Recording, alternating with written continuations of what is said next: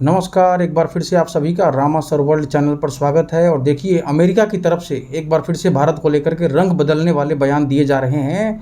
और यहाँ पर अमेरिका ने भारत को डराने धमकाने की कोशिश की है। और वह भी इस बार जो डर दिखाया गया है ना, वह भारत के पड़ोसियों को लेकर के भारत को डराया जा रहा है। और जो अमेरिका के राजदूत हैं सर्जियो गोर, यह भारत में आए हुए हैं भारत के साथ संबंध सुधारने के लिए, और इसके बारे में उन्होंने चर्चा भी की है। लेकिन साथ ही में उन्होंने चीन और पाकिस्तान का बिना नाम लिए हुए इन दोनों देशों पर निशाना भी साधा है, और साथ में भारत को एक तरीके से डराने की कोशिश भी की है। इन्होंने भारत को दुनिया के सबसे मुश्किल रणनीतिक इलाकों में स्थित बताया है। तो ये ऐसा ही इन्होंने क्यों कहा है? क्योंकि भारत इस वक्त अगर आप देखें तो चीन और पाकिस्तान के बॉर्डर पे मौजूद है। लगातार इन सब के साथ हमारी टेंशन चलती है। बांग्लादेश के अंदर भी चीन की जो है कि मौजूदगी बढ़ती जा रही है। तो पूरे मामले को समझेंगे कि आखिर ऐसा उन्होंने क्यों कहा, पूरे इसका मतलब क्या है। लेकिन भारत की क्षमता पर उन्होंने जोरदार भरोसा दिखाया है। अमेरिकी राजदूत ने भारत की क्षमता को लेकर के कुछ बड़े बयान दिए हैं, उसको समझेंगे।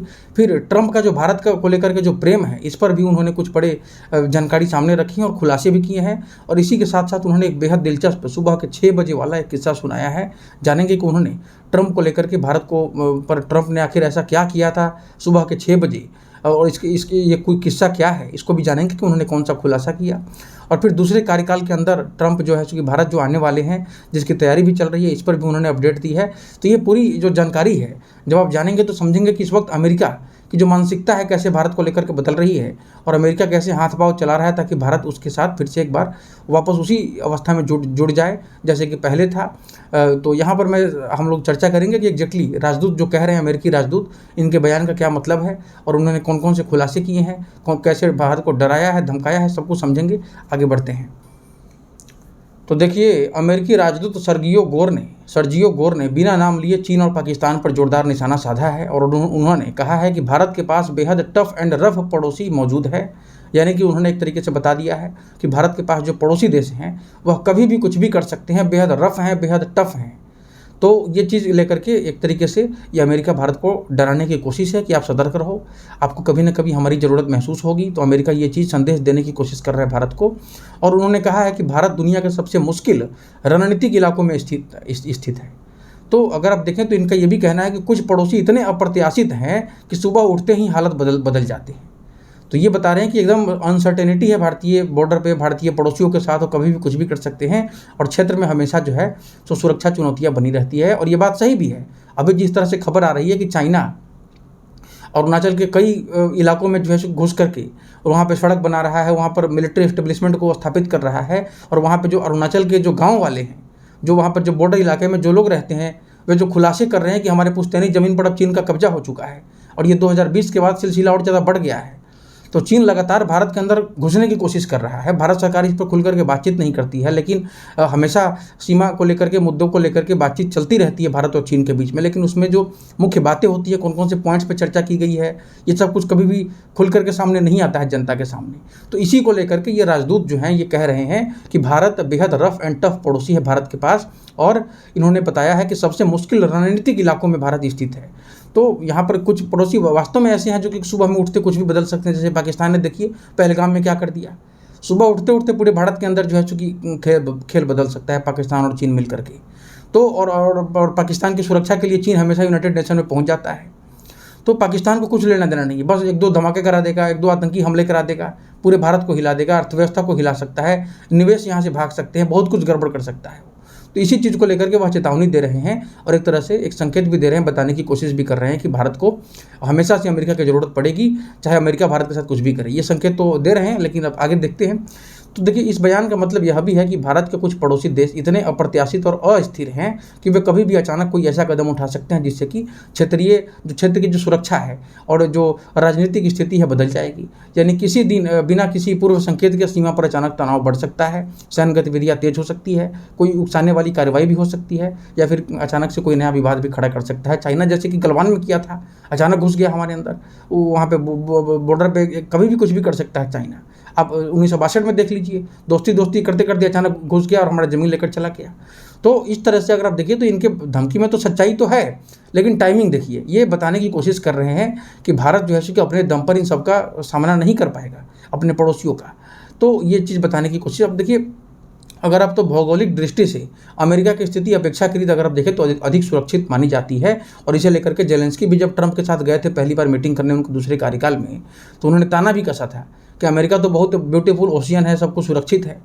तो ये बहुत एक ताना मारा था उन्होंने। तो इसके साथ अगर आप देखें तो अमेरिका वास्तव में सुरक्षित उसकी भौगोलिक स्थिति मानी जाती है, क्योंकि उसके पूर्व में अगर आप देखें तो अटलांटिक महासागर है, पश्चिम में प्रशांत महासागर है। प्राकृतिक सुरक्षा कवच का ये दोनों काम करते हैं उसके लिए। जबकि उत्तर में अगर आप देखें तो कनाडा है, दक्षिण में मैक्सिको जैसे पड़ोसी देश के साथ उसके अपेक्षाकृत स्थिर संबंध हमेशा बने रहते हैं। इसके विपरीत अगर आप देखें तो भारत की जो सीमाएँ हैं चीन और पाकिस्तान जैसे परमाणु शक्ति संपन्न प्रतिद्वंदी देशों के साथ तथा कई संवेदनशील क्षेत्रों से भी जुड़े हुए हैं।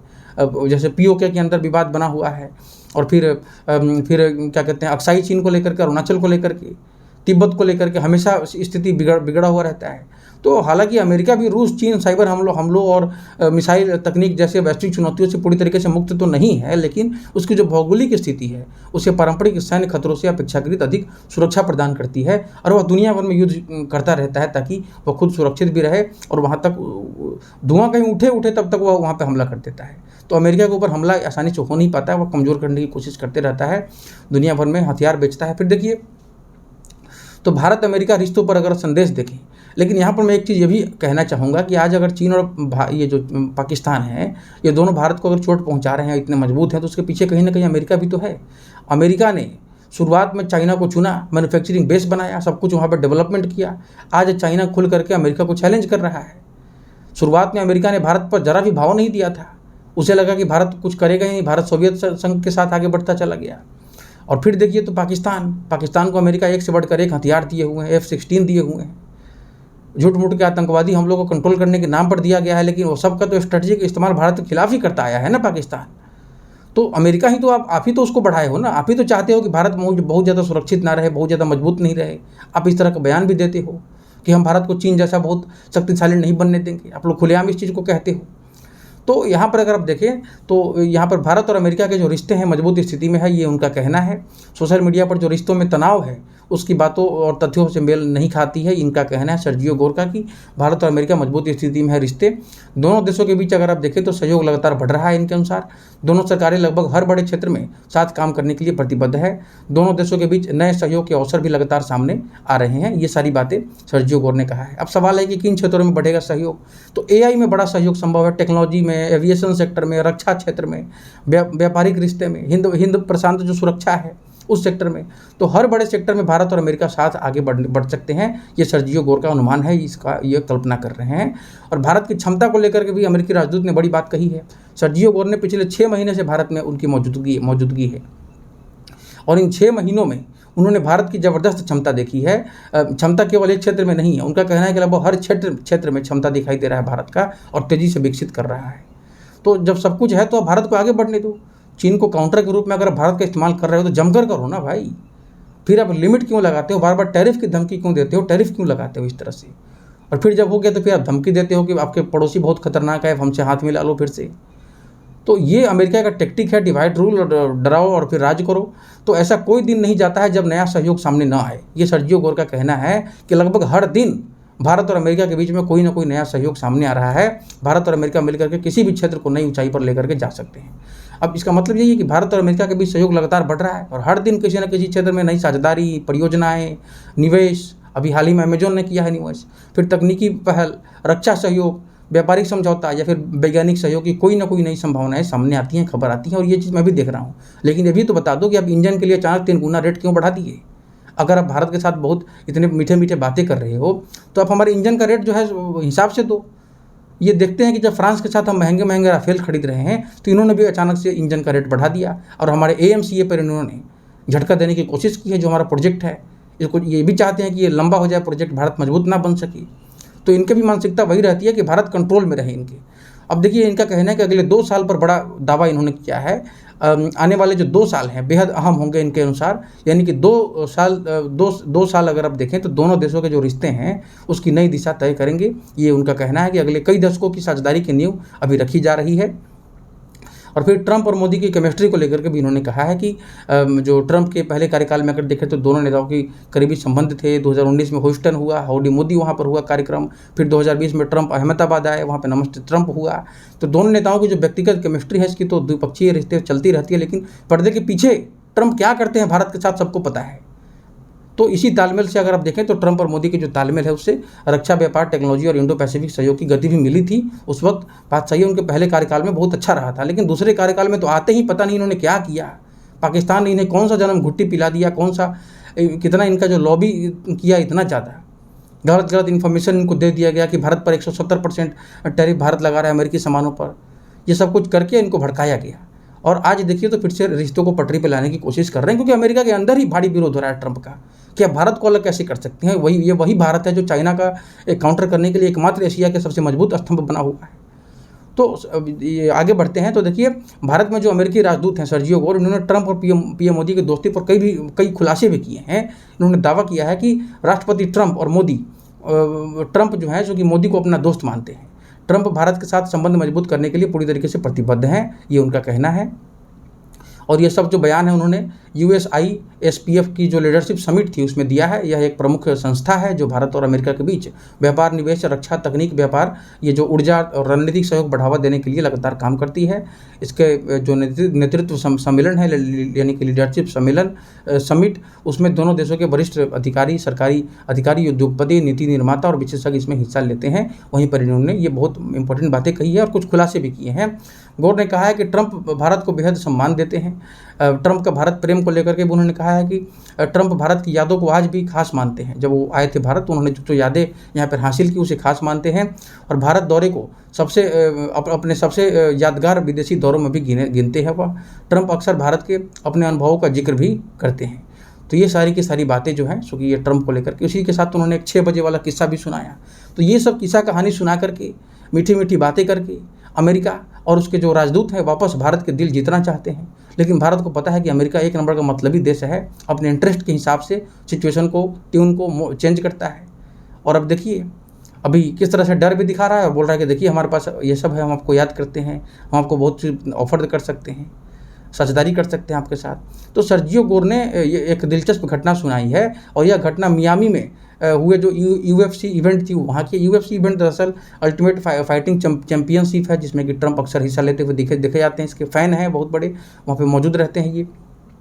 तो दुनिया का सबसे बड़ा मिक्स्ड मार्शल आर्ट है ये, MMA संगठन है जहाँ फाइटर्स बॉक्सिंग और कुश्ती वगैरह ये सब चीज़, अन्य मार्शल आर्ट्स भी तकनीकों का इस्तेमाल वहाँ पर करते हुए मुकाबला करते हैं। और ट्रंप इसे खूब इंजॉय भी करते हैं, अपने बर्थडे से लेकर के हर क्षेत्र में उसको ये प्ले करने की कोशिश भी करते हैं। ट्रंप ने अचानक कहा, ये जो फाइट चल रही थी UFC की, जो मियामी में एक इवेंट चल रही थी घटना, उसी समय ट्रंप ने अचानक कहा कि चलो प्रधानमंत्री मोदी को फ़ोन करते हैं।